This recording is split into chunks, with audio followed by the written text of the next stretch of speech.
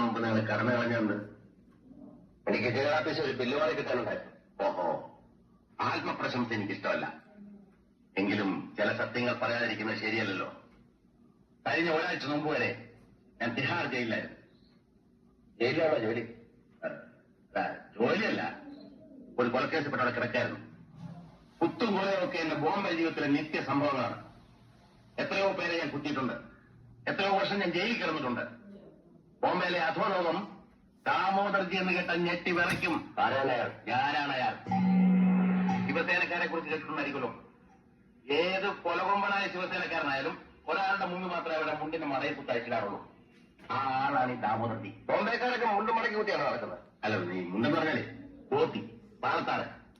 ആത്മപ്രശംസ എനിക്ക് തീരെ ഇഷ്ടമല്ല. എങ്കിലും ഒരു സത്യം കൂടെ ഞാൻ പറയാം. വിശ്വവിഖ്യാതനായ ചാൾ ശോഭരാജനെ പണിക്കറിയോ? കേട്ടിട്ടുണ്ട്.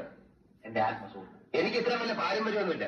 പക്ഷെ വേണ്ടി വന്നാൽ ഒരാളെ കൊല്ലാൻ എനിക്ക് മടിയുമില്ല. സാബാഷ്. അച്ഛാ അച്ഛാ, ശക്തനായ പ്രതിയോഗികളാണ് എനിക്കിഷ്ടം. പക്ഷെ പണിക്കർ ആ ക്ലോക്കിലേക്ക് നോക്കും. ഓ 11 മണിയായി. നിങ്ങൾക്ക് ഞാൻ 1 മണിക്കൂർ സമയം കൊടുത്തത്. വേണ്ട, ആ സമയം നിങ്ങളുടെ സാധനങ്ങൾ പായിക്കാനുള്ള സമയമാണ്. സോജ, ഇവിടെ ഒരു ചോരക്കള സൃഷ്ടിക്കാൻ എനിക്ക് ഇഷ്ടമില്ലാത്തത് പറയാണ്. കൃത്യം 12 അടിക്കുമ്പോൾ പണിക്കര് പുറത്തിറങ്ങിയിരിക്കണം.